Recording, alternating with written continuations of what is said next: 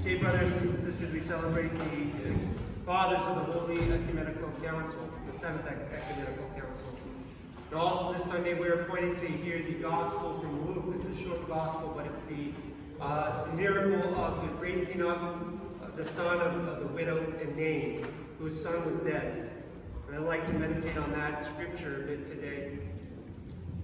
This healing that we hear, this miracle of raising this man from the dead, is one of three resurrections of the dead that Christ performs in his earthly ministry, not even considering raising him himself from the dead.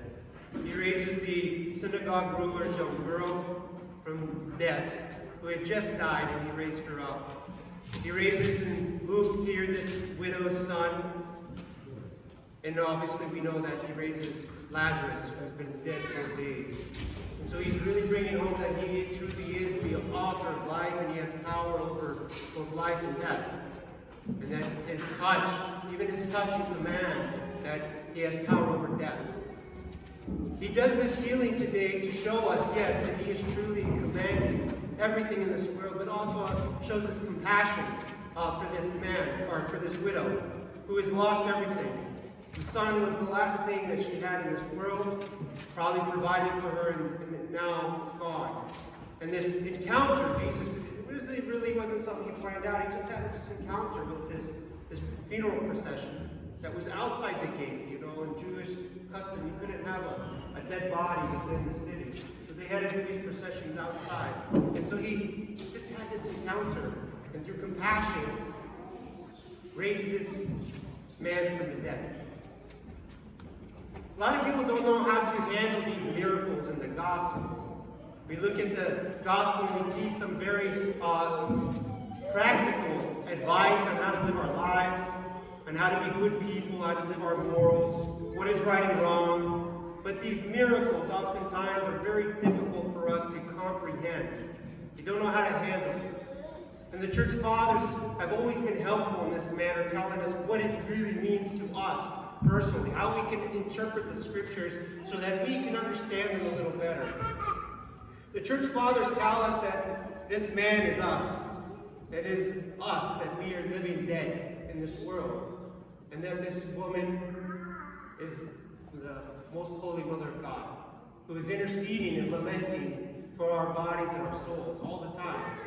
And it's only through her intercession that Christ has compassion on all of us to give us the grace to continue on living in this world. But sadly, not all of us are truly living. We may be alive, but we're not truly living. This concept really hit home to me this week.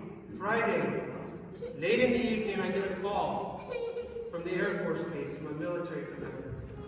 They said, "Chaplain Lily, we have someone who's at the hospital, Sickies, who's going into surgery, and would you go and visit her?" And it's really late. It was already 9 o'clock, and I was kind of almost 9 o'clock. And I was kind of, it's a weird request in the middle of the night. And so I said, "Oh, I'll go and I'll see what I can do." So I got there, and they had just wheeled this woman to operation. She had been there all day. She had an aneurysm earlier in the day. And they had operated on her and relieved the aneurysm, but the brain was bleeding still. And so she had to go and have another surgery. She had to have another surgery. So I didn't get to speak with her. I don't think she was even able to talk at that point. But her husband was there. Her husband. And so I spoke with the husband. And I told him, "I'm going to wait for you until she gets out of surgery. It's supposed to be 1 hour." Well, I didn't leave until the early morning hours. And I didn't see the woman. She never came out of surgery. 1 hour went into 2 hours. 2 hours went into 3 hours. Eventually, I knew that he's had a long day, so you need to get some sleep. And I want to follow up. The next morning, I find out this woman is pregnant, alive, but no longer functioning. Her brain's gone. And I can imagine this man who I had this 3-hour conversation with about his life and his wife, and the grief that he was feeling at that moment, and how now it probably is now exasperated him even greater. And I think about this gospel today, about that widow. He probably had the same grief, the same feelings, the same thoughts running through their mind. And it's a sad, tragic story, but there's things that we can learn from it, brothers and sisters. One can never take advantage of it. We can't just assume tomorrow will just be another day that we can waste away. We can't take it for granted. Time is precious. God gives us a very few years on this earth. And we have to make the best use of it as we can. And two, I think about that lady now. I don't know what the outcome is going to be. I'm sure I'll find out. But I assume she's still just laying on a hospital bed, breathing, but not there. Not really there. Her mind is gone. Her soul is still there, but nothing functioning. And I think that many of us live that life. We may be walking around and talking, but we are really spiritually dead people. We have life in our body, but we are dead. We're spiritually dead, we are brain dead.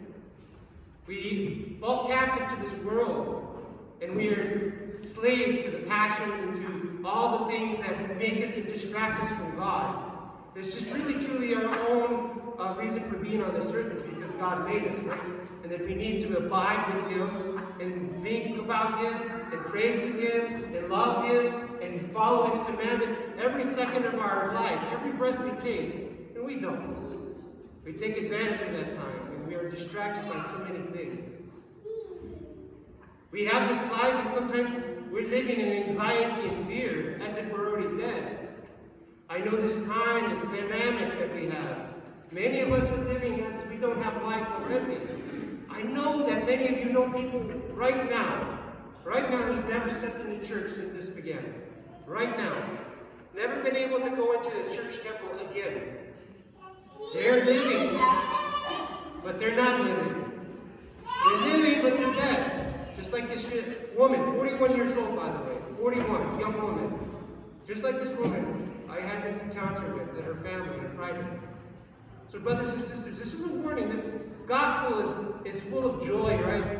Christ brings joy to this woman, to this widow, because He raises up her son. But you guess what? The son is living again. He still has to find and encounter death. Same thing with Lazarus. He died again. He became a bishop. And we need to look at that. What do we do when we get these second opportunities in life, like this man did? How did he live his life? Was he grateful for the God? Did he take advantage of every breath that God gave him again? Well, brothers and sisters, we know that we're not going to be resurrected probably until the last judgment. When we die, it's probably going to be that. We're going to be dead. But right now, we're alive. And right now, we take advantage of every moment we have to worship our God and to attain salvation. This is the only reason that we're on this earth, is so that we can abide with our Creator. Remember that we were created. We didn't just come into being because we are a special character. Sometimes we make ourselves our own kings and our own gods. We have a Creator. We have somebody that had put us together on this earth for a purpose. And we have to serve that purpose. Don't get caught up in the darkness of the world. Don't live with fear and anxiety, brothers and sisters. Live your life completely in the hands of God and cherish every moment. Pretend like it's your last breath, your last day. Because it just may. It just may be. But if we live that way, then we don't have to fear death. Because we'll be living with God for eternity from here on out. In the name of God, Father, Son, and Holy Spirit, amen.